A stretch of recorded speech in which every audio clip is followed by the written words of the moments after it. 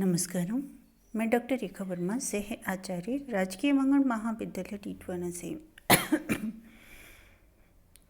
आज मैं बात करती हूँ हिंदी साहित्य में बीए द्वितीय वर्ष के प्रथम प्रश्न पत्र की, और मेरा विषय है केशव की रस योजना का। केशवदास काव्य साहित्य में अलंकारवादी संप्रदाय के अनुयायी थे, इसलिए उन्होंने काव्य के लिए अलंकार को आवश्यक उपकरण माना है। इसके आधार पर कुछ आलोचकों ने तो उनके संपूर्ण काव्य में ही रस को खोज करना व्यर्थ बतलाया है। पर रस की आत्मा काव्य की आत्मा रस है, इसलिए कवि चाहे रसवादी हो चाहे अलंकारवादी, वह रस की महत्ता और अपरिहार्यता को स्वीकार किए बिना अपना अस्तित्व नहीं रख सकता। यही कारण है कि केशव को भी रस की महत्ता स्वीकार करनी पड़ी और उसके विवेचन में उन्होंने रसिक प्रिया नामक एक स्वतंत्र रस शास्त्रीय ग्रंथ की रचना भी की। रस का विवेचन करते समय केशव ने श्रृंगार रस को ही श्रेष्ठ मानकर उसको रसराज की संज्ञा दी है। उन्होंने कहा है, नावहु रस के भाव बहु तिनके भिन्न प्रकार, सबको केशवदास हरि नायक है सिंगार। उन्होंने अन्य सभी रसों को इसी रस के अंतर्गत समाहित करने का प्रयास भी किया है। इस दृष्टि से रामचंद्रिका में रस योजना का होना स्वाभाविक है। उसमें दो एक रस को छोड़कर सभी रसों का वर्णन है। रामचंद्रिका में मुख्यतः 4 रसों की योजना की गई है: श्रृंगार, वीर, करुण और रौद्र। आइए पहले बात करते हैं श्रृंगार रस की। श्रृंगार की 3 दशाएं होती हैं: पूर्व राग, संयोग और वियोग। केशव ने इन तीनों दशाओं का विवेचन रसिक प्रिया के अंदर किया है और उनके उदाहरण भी दिए हैं। पूर्व राग का उदाहरण है: कहूँ बात सुनहि सपनेहु वियोग की होन कहे दुई टूक हियो, मिले खेले जासहु बालक तैं कहीं तासु अबोल क्यों जात जियो। कही ये कहा केशव नैनन को बिन काज ही पावक पुंज पियो, सखी तू बरजे अरु लोग हंसे कहीं कहीं को प्रेम को नीम लियो। रसिक प्रिया में वर्णित संयोग श्रृंगार में अश्लीलता की झलक भी थोड़ी सी आ गई है। चंचल न हुचे नाथ अचंचल न खींचो हाथ, सोवे नेक सारिकाओ सुख तो सोवायो जो, मंद करो दीप दुति चंद्र मुख देखियत, बारीकी दुराए आओ द्वार तो दिखाओ जो। मृगज मराल बल बाहिरी बिडारी देव, भायो तुम्हें केशव तुमोहि मन भायो जो। पर रामचंद्रिका में संयोग वर्णन में कहीं भी अश्लीलता नहीं आने पाई है। वहां पर कवि ने सर्वत्र संयम और मर्यादा का पालन किया है। उदाहरण है: जब जब धरि बीना प्रकट प्रवीणा, बहुगुनी लीना सुख सीता, पिए जी ही रिझा में दुखई भजा में विविध बजा में गुण गीता, तजिमति संसारी विपिन बिहारी सुख दुख करि घिरि आवे, तब तब जग भूषण निर्बुकुल दूषण सबको भूषण पहिरावे। सौंदर्य के प्रति केशवदास का आकर्षण स्वाभाविक था। यद्यपि उन्होंने राम जानकी के श्रृंगार का विस्तृत वर्णन नहीं किया है, परंतु सीता के सौंदर्य वर्णन में उन्होंने एक अनूठी काव्य कला का परिचय दिया है। उदाहरण है: एक कहें अमल कमल मुख सीता जुगो, एक कहें चंदसम आनंद को कंदरी, होई जो कमल तो रही मैं ना सकुचेरी, चंद जो तो बासर ना होई धृति मंदिरी। बासर ही कमल रयनी ही मैं चंद्रमुख, बासर हो रयनी विराजे जगबंदरी।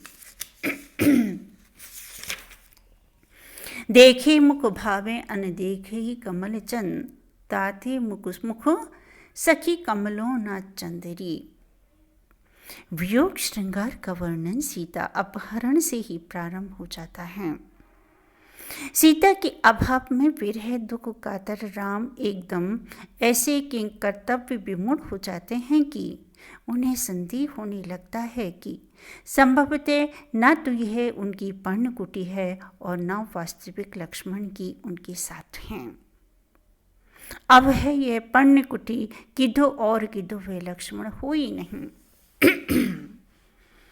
जिस प्रकार तुलसी की वियोगी राम लता तरुपाती के सीता का शोध पूछ रहे हैं, उसी प्रकार केशव के राम भी प्रेमोन्नत होकर चक्रवाक मिथुन से सीता के विषय में जानकारी करना चाहते हैं और करुणा वृक्ष से पूछते हैं, कहे केशव जाजक के अरि चंपक शोक अशोक भई हरि के, लखी केतक केतक जाति गुलाब ते तीक्षण जानी तजे डरी के।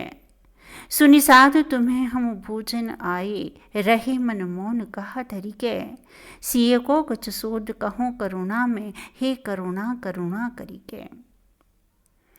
यह तो निर्विवाद सत्य है कि संयोगावस्था में प्रकृति की जो उपादान सुख कर होते हैं वे ही वियोगावस्था में दुख बन जाते हैं। सीता के वियोग में राम को भी ठीक यही स्थिति है। उदाहरण है, हिमांशु सूर्य सी लगे सो बात वज्र सी बहे, दिशा लगे कृसान जो बिलीप अंग को दहे, विशेष काल रात्रि को कराल रात्रि मानिए, वियोग सिए को नकाल लोक हार जानी है। राम की वियोग वर्णन की तरह जानकी का वियोग वर्णन भी संक्षिप्त होते हुए भी मार्मिक है। उदाहरण है, धरे एक बैनी मिली मैं लिसारी, मृणाली मनोपंक्ति कारिडारी, सदाराम नामे रटे दीन दी बीना, चाहू और है राक्षसी दुख दीना दानी, गुसी बुद्धि सी चित्त चिंतानी मानो, किन्हो जीव दंतावली में बखानो, किन्हो घेर के राहु नारेन लोनी, कला चंद्र की चारु पीयूष भीनी।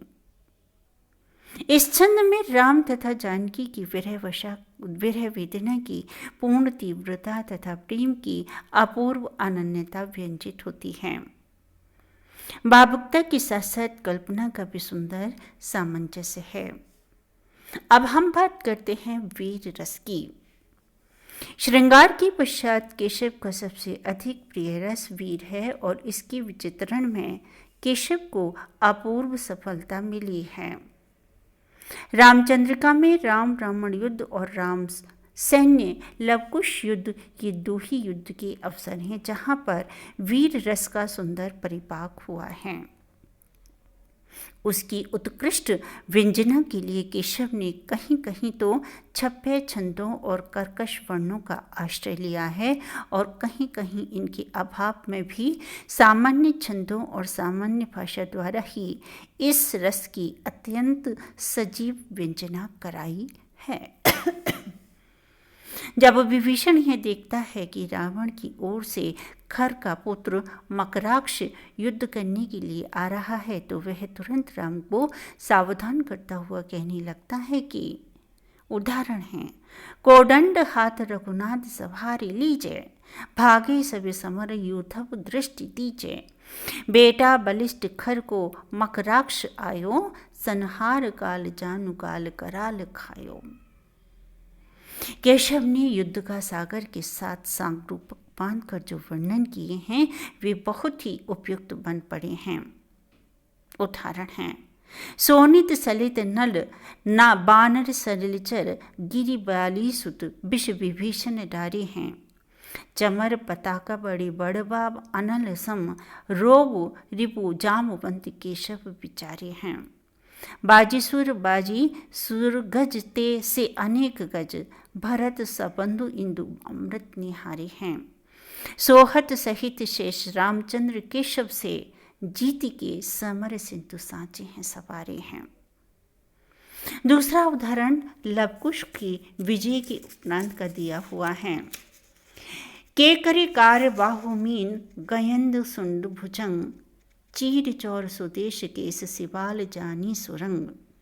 बालुका बहु भांति है मणिमाल जाल प्रकाश, पेरी पार भय ते द्वे मुनिबाल के शब्दास।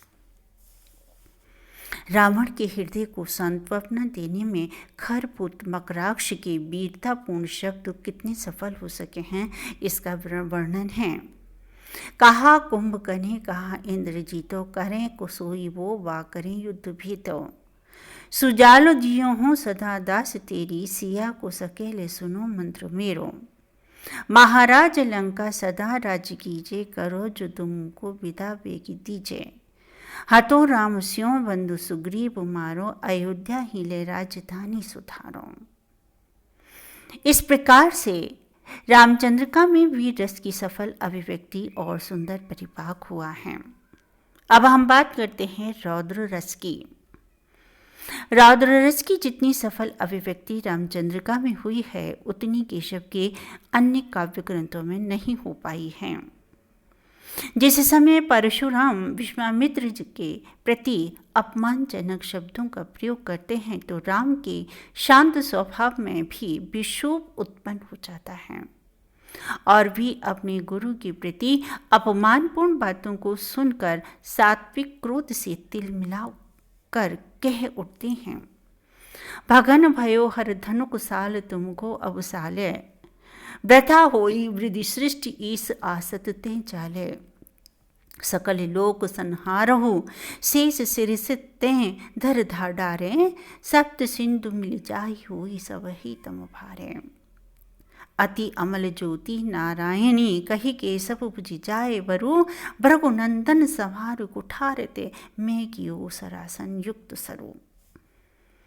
राम की असीम क्रोध का दूसरा अवसर तब आता है जब लक्ष्मण को शक्ति लग जाती है और सुग्रीव राम को ये बताते हैं कि सूर्योदय होते ही लक्ष्मण का प्राणांत हो जाएगा।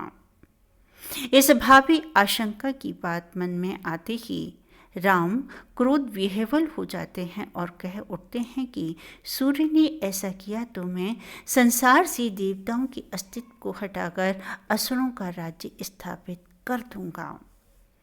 करी आदित्य अदृष्ट नष्ट जम करो अष्ट वसो, रुद्रन बोरी समुद्र करो गंधर्व सर्व वसो।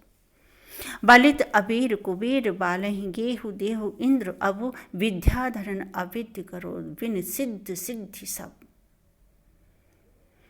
अब आता है करुण रस। करुण रस का विस्तृत विवेचन तो रामचंद्रिका में नहीं हुआ है, किंतु जहाँ कहीं भी हुआ है मार्मिक हुआ है। इसके सबसे सुंदर उदाहरण राम और रावण की विलाप हैं।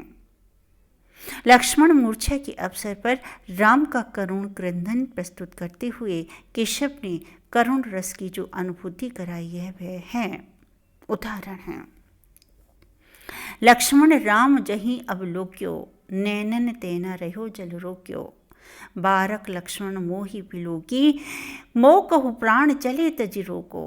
हों सुमिरो गुण कीतक तेरे, सोदर पुत्र सहायक मेरे।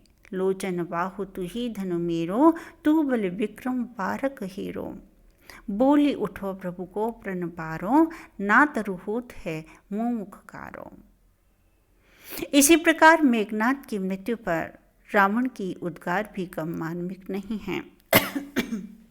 उदाहरण हैं, आज आदित्य जल पवन पावक प्रलय, चंद आनंद में त्रास जग को हरो। गान किन्नर करो नृत्य गंधर्व कुल, जच्छ विति लच्छ जच्छ करदम धरो। ब्रह्म रुद्रादि दे देव त्रैलोक के, राज्य को जाहि अभिषेक इंद्र ही करो। आज सिए राम दे लंक कुन दुख ही, यज्ञ को जाई सर्वज्ञ विप्रिन परो। इसके अतिरिक्त भी अन्य रसों का वर्णन केशव की रामचंद्रिका में मिलता है। केशव ने भयानक, हास्य और शांत रस का भी थोड़ा थोड़ा चित्रण किया है। रामचंद्रिका में भयानक रस की सुंदर अभिव्यक्ति है। मत दंति अमत वह गए, देखी देखी ना गाजहीं, ठौर ठौर सुबेश के सब दुंदुभी नहीं भाजहीं। डारी डारी हथियार सूरज जीव ले ले भाजहीं, काटिके तन प्राण एक निनान वेशन साजहीं।